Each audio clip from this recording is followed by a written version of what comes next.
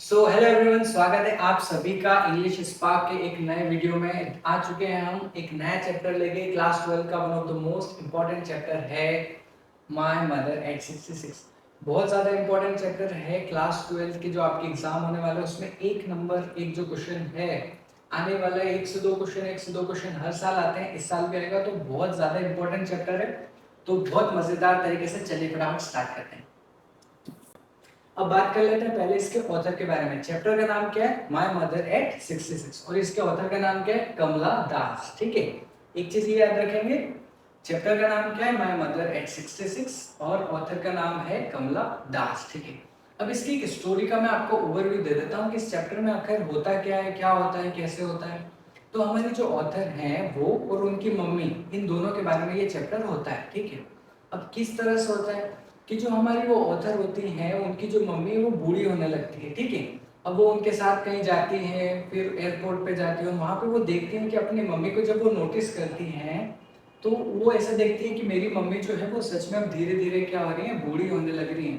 और हमारी ऑथर के मन में बहुत डर बैठने से लगता है कि मेरी मम्मी को कुछ हो तो नहीं जाएगा, क्या मैं अपनी मम्मी को खो दूंगी। इस तरह से पूरा चैप्टर ये चलते रहने वाला है। ठीक है, तो थोड़ा सा रोतोड़ू चैप्टर होने वाला है ये, लेकिन ठीक है, बहुत मजेदार तरीके से इसको अपन आगे चलते हैं, स्टार्ट करें। ठीक है, अब यहाँ पे हमारी जो ऑथर है वो क्या होता है कि ऑथर अपनी मम्मी के साथ में एयरपोर्ट जा रही होती है। ठीक है, वो जो दोनों हैं वो कोचिंग जाती हैं अपने घर पे। आपका वो कैसे जाती हैं? पहले वो दोनों जाती हैं एयरपोर्ट, देख रहे हैं आपको, वो पहले क्या करती है, एयरपोर्ट जाती हैं और एयरपोर्ट से वो सीधे उनके घर पे निकलती है। तो अपन लाइन बाय लाइन इस चैप्टर को कवर करेंगे। रिलैक्स, बिल्कुल कोई टेंशन नहीं लेनी है। इस वीडियो के एंड तक आपको ये जो इस क्वेश्चन से, जो इस चैप्टर से जो क्वेश्चन आने वाला है उसके पूरे पूरे नंबर मिलेंगे, कोई टेंशन नहीं लेना। ठीक है, driving from my parents home to Cochin last Friday morning I saw, यहाँ पे I saw my mother beside me dose open mouthed. ठीक है, अब यहाँ पे क्या बोला कि जब मैं कोचिंग जा रही थी, एयरपोर्ट के लिए निकली पहले, जब मैंने वहां पर अपनी मम्मी के पास में मैं बैठी और मैंने देखा अपनी मम्मी को, तो कैसा लग रहा था एकदम, वो दिख रही थी डोज। अभी डोज क्या होता है? अब आप नोटिस करना है, इमेजिन करना है ना कि आप आपकी मम्मी के साथ में एयरपोर्ट जा रहे हैं कार में। ठीक है, अब जब ऑथर जा रही थी तो उसने देखा कि आप, उसकी जो मम्मी थी ना वो एकदम सो गई। डोज का मतलब होता है कि आप थोड़ी सी, आपको जो झपकी नहीं आती है कार में बैठे बैठे, तो वो झपकी आ गई थी उन्हें। ठीक है, और वो ऐसे सो रही थी और उनका जो मुंह था वो खुला हुआ था। ऐसा नहीं लगता है जैसे जो मुर्दे लोग होते हैं कि एकदम सोए हुए हैं और पूरे मुर्दे की तरह उनका मुंह खुला हुआ है। तो जब हमारी ऑथर ये कहती है वो कि driving from my parents home to Cochin last Friday morning I saw mother beside me dose open mouthed her face ashen like that of a corpse and realized with pain that she was as old as she looked। अब वो क्या करती है, notice हुई, देखती है कि मेरी मम्मी बहुत ज्यादा बूढ़ी दिख रही है और वो जैसी दिख रही है ना वो उनकी उम्र भी उतनी ही लग रही है। अब वो ऑथर को धीरे धीरे क्या होता है, यहाँ पर ऐसा लगता है कि यार मेरी मम्मी बहुत ज्यादा बूढ़ी होने लग रही है। ठीक है, आगे चलते हैं। पर आगे चलने से पहले आपको ये जो कुछ कुछ डिफिकल्ट वर्ड हैं अपन इनके मीनिंग देखते हैं। जैसे कि मैंने यहाँ पे बताया डोज। ठीक है, अब डोज का मतलब क्या होता है? टू स्लीप लाइटली और नैप।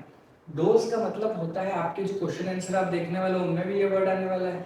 तो डोज का मतलब होता है अपन जो छोटी सी झपकी नहीं लेते हैं, नैप, उस नैप को कहते हैं डोज। ठीक है, देन उसके बाद अपन एक और वर्ड आया एशियन।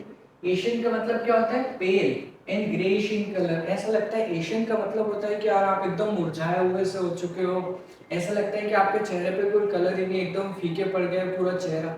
तो इस तरह से उसको बोलते हैं, उस वर्ड को क्या बोलते हैं अपन? एशियन। ठीक है, एंड देन आखिरी वर्ड जो यहाँ पर आता है वो है कॉर्प्स। ठीक है, कॉर्प्स का मतलब होता है यहाँ पर कि डेड बॉडी। ठीक है, अब जब ऑथर जा रही थी अपनी मम्मी के साथ में, तो वो देखती है कि उसकी मम्मी इतनी बूढ़ी हो चुकी थी, इतनी मुरझाया हुआ उनका चेहरा हो गया था, ऐसा लगता है कि यार वो एक डेड बॉडी की तरह दिख रही थी। ठीक है, आगे चलते हैं।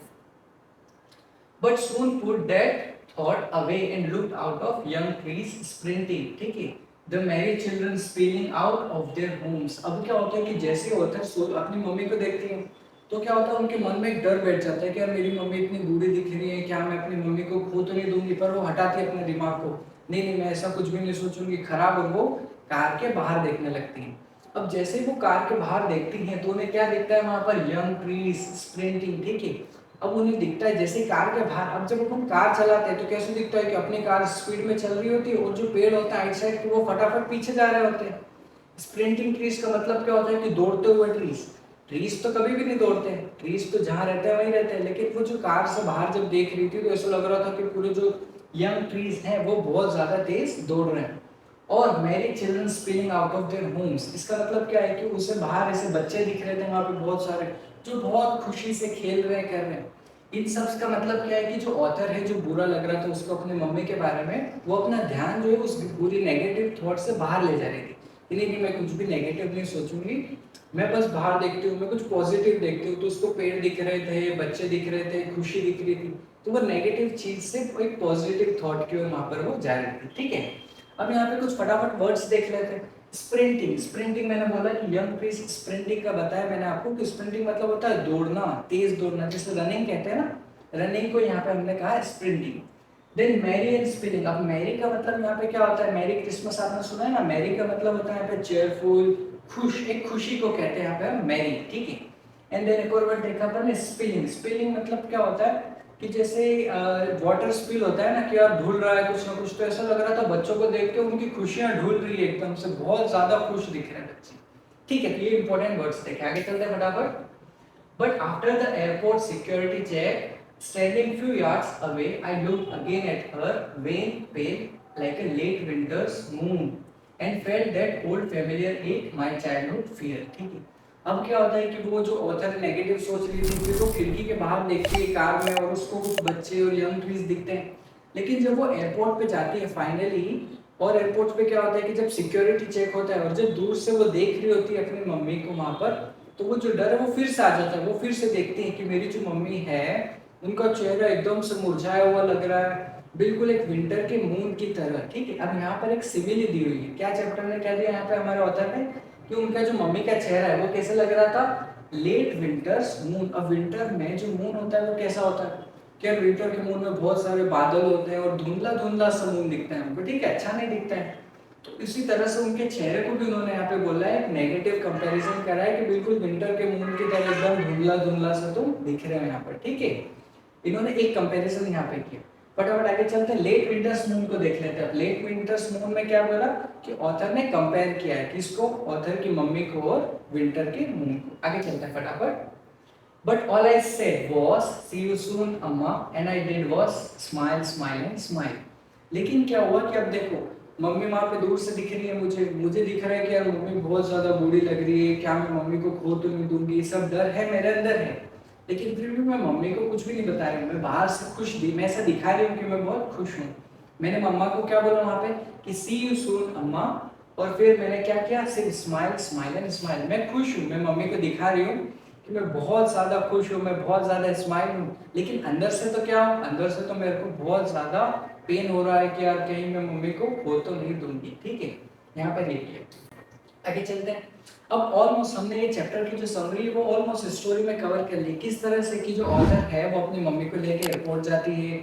फिर एयरपोर्ट में जब रास्ते में वो जा रही होती है तो वो मम्मी को देखती है कि यार मम्मी, मेरी जो मम्मी है वो बहुत ज्यादा बूढ़ी दिख रही है, मुझे बहुत मुरझाया हुआ सा चेहरा दिख रहा है, क्या मैं अपनी मम्मी को खो तो नहीं दूंगी, इस तरह से डर होता है। फिर जो ऑथर होती है वो अपना ध्यान को भटकाती है, बाहर देखती है कि वाह कितने यंग ट्रीज हैं, बच्चे कितने खुश हैं, और इस तरह से अपने ध्यान को वो हटाती है वहां से। फिर जब वो एयरपोर्ट में जाती है और दूर से सिक्योरिटी चेक के वक्त वो देखती है अपनी मम्मी को, तो उनका वो जो डर है पुराना, वो डर फिर से आ जाता है कि यार कहीं मैं मम्मी को खो तो नहीं दूंगी, अब मैं तो जा रही हूँ और मेरी मम्मी कैसे दिख रही है यहाँ पर, क्या होगा जब मैं आऊंगी तो कुछ हो तो नहीं जाएगा, ऐसे वैसे नेगेटिव थॉट्स उसके मन में आते हैं। लेकिन फिर भी वो अपनी मम्मी को कुछ भी ऐसा शो नहीं करती और वो बस स्माइल करती है कि मैं बहुत खुश हूँ, सी यू सून अम्मा, और वो स्माइल करती है।